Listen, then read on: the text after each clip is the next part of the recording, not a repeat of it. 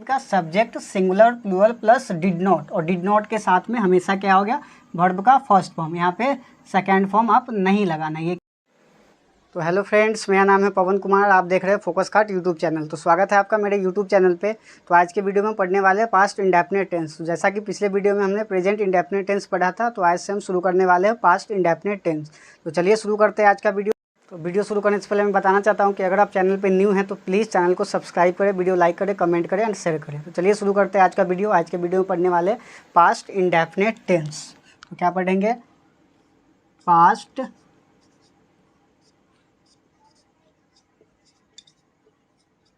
Indefinite tense. ठीक है, तो आज का हेडिंग क्या रहेगा हमारा? Past indefinite tense. ठीक है, तो पास्ट इंडेफिनिट टेंस होता क्या है?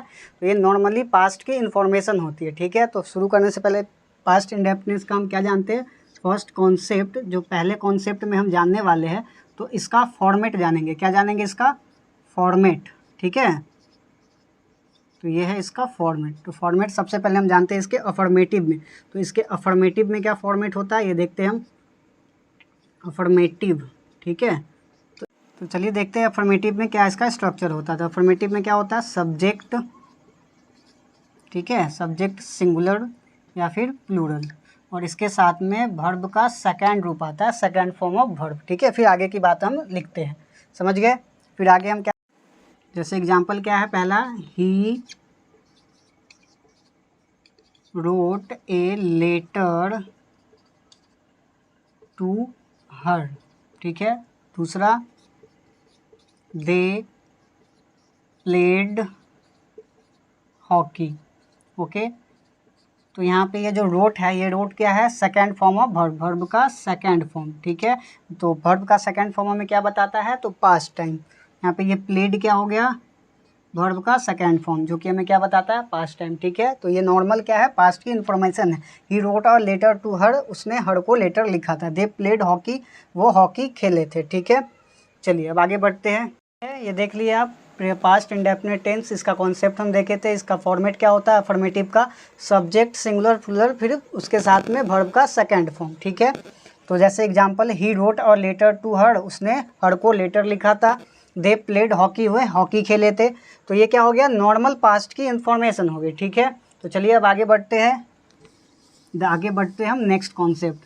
तो आगे बढ़ने से पहले हम एक नोट करके एक बात जान लेते हैं, जैसा कि, हाँ, यहाँ पे ये नोट करके आप लिखना चाहो तो लिख सकते हो, जैसे कि नोट। तो क्या होता है? बी, तो बी का फर्स्ट फॉर्म, यानी बी का फर्स्ट फॉर्म ऑफ वर्ब क्या होता है? तो इज, एम, आर, जो कि प्रेजेंट बताता है वर्ब। क्या बताता है? प्रेजेंट। और बी का सेकंड फॉर्म क्या होता है? सेकंड फॉर्म ऑफ वर्ब, तो वो होता है वाज या फिर वेयर। ओके, वाज या वेयर। ठीक है, तो ये हम सब्जेक्ट के अकॉर्डिंग लगाते हैं। सिंगुलर है तो सिंगुलर सब्जेक्ट के साथ सिंगुलर वर्ब, और प्लूरल सब्जेक्ट के साथ में प्लूरल वर्ब। ठीक है, तो जैसे कि यहाँ ये, तो यहाँ पे क्या है? जो बी का फर्स्ट फॉर्म ऑफ वर्ब क्या हो जाता है? इज, एम, आर, जो कि प्रेजेंट टाइम बताता है, और सेकंड फॉर्म क्या होता है? Was, were. ठीक है, जो कि पास्ट टाइम बताता है।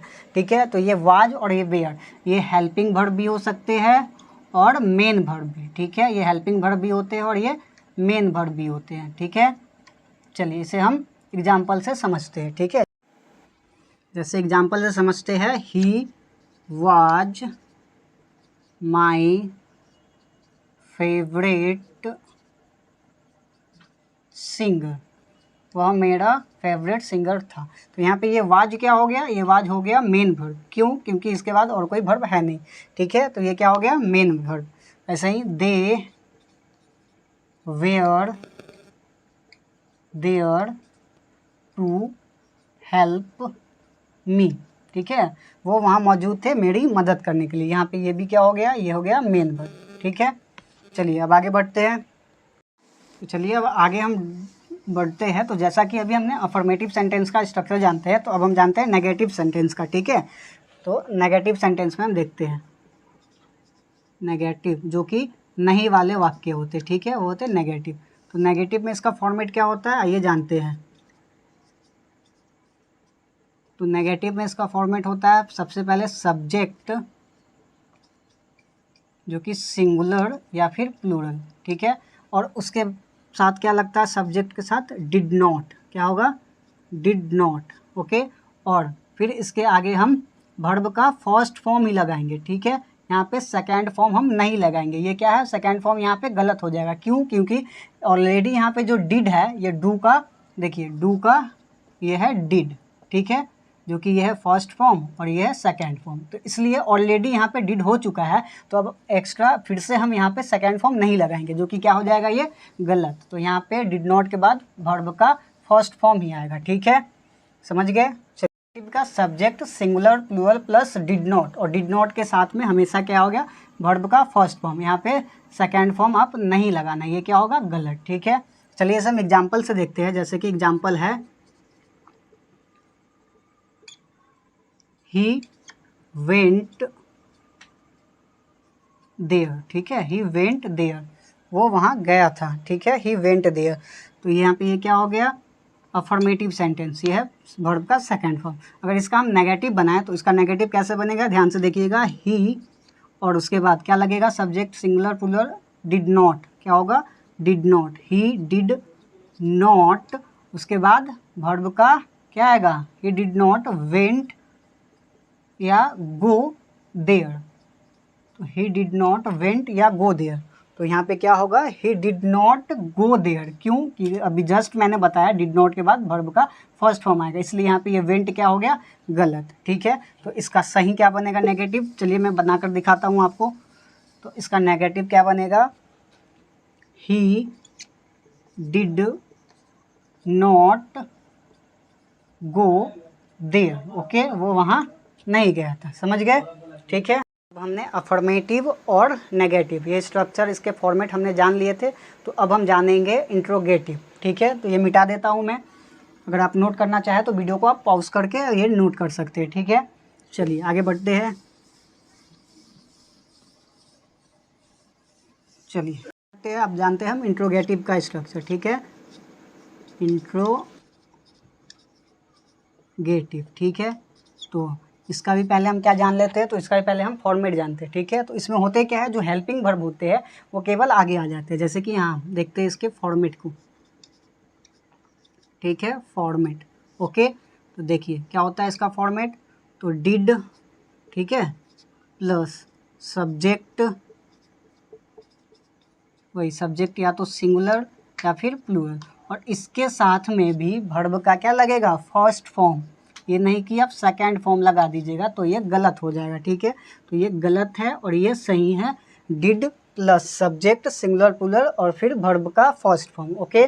चलिए अब आगे बढ़ते हैं, इसका हम एग्जाम्पल देखते हैं, ठीक है। इसका एग्जाम्पल जैसे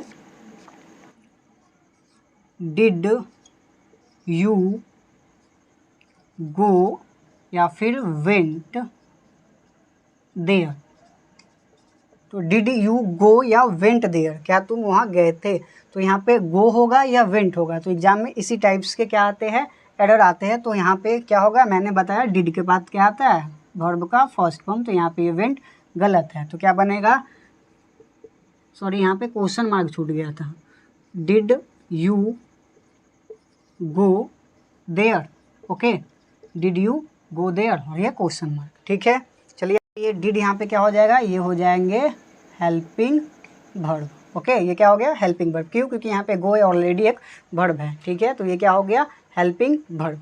तो अब एक बात आप नोट करके फिर से लिख लेना, जिस तरीके से मैंने वाज और वेयर बताया था वो क्या होते हैं, हेल्पिंग वर्ब भी होते हैं और मेन वर्ब भी होते हैं, वैसे ही यहाँ पे ये हो गया डू, जो कि वर्ब का क्या है, फर्स्ट फॉर्म, और ये इसका सेकेंड फॉर्म क्या होता है, डिड, ठीक है। तो ये जो डिड होते हैं, तो ये जो डिड है ये मेन वर्ब भी होते हैं और ये हेल्पिंग वर्ब भी होते हैं, ठीक है, समझ गए। तो ये जो डिड है ये मेन वर्ब भी होते हैं और ये हेल्पिंग वर्ब भी होते हैं। चलिए अब इसे एग्जाम्पल से समझते हैं, ठीक है। तो इसका एग्जाम्पल हम लिखते हैं, सबसे पहले लिखते हैं अफर्मेटिव में, ठीक है, जैसे he did his work on time, वो अपना काम समय पे करता था। अब अगर इसे हमें इसका नेगेटिव बनाना है तो कैसे बनाएंगे ये भी जानते हैं, आइए बनाते हैं। तो जैसे कि यहाँ, तो सबसे पहले क्या आएगा, सब्जेक्ट ही, उसके बाद क्या आता है, did not, he did not, और फिर डिड नॉट के बाद क्या आता है, वर्ब का फर्स्ट फॉर्म। तो डिड का फर्स्ट फॉर्म क्या होता है, डू। तो ही did not do his work on time. Okay, वह अपना काम समय पे नहीं करता था। ठीक है, अब अगर इसका इंट्रोगेटिव बनाते हैं तो ये देखिए कैसे बनता है इंट्रोगेटिव। तो अभी जस्ट मैंने इसका फॉर्मेट बताया था, क्या होता है, जो वर्ब होते हैं वो आगे आ जाते हैं। ठीक है, तो पहले हम क्या लिखेंगे, डिड ही, और फिर डिड के बाद क्या आएगा, वर्ब का फर्स्ट फॉर्म। तो did he do his work on time, और फिर यहाँ पे क्वेश्चन मार्क। ठीक है, तो क्या वह अपना काम समय पे करता था। ठीक है,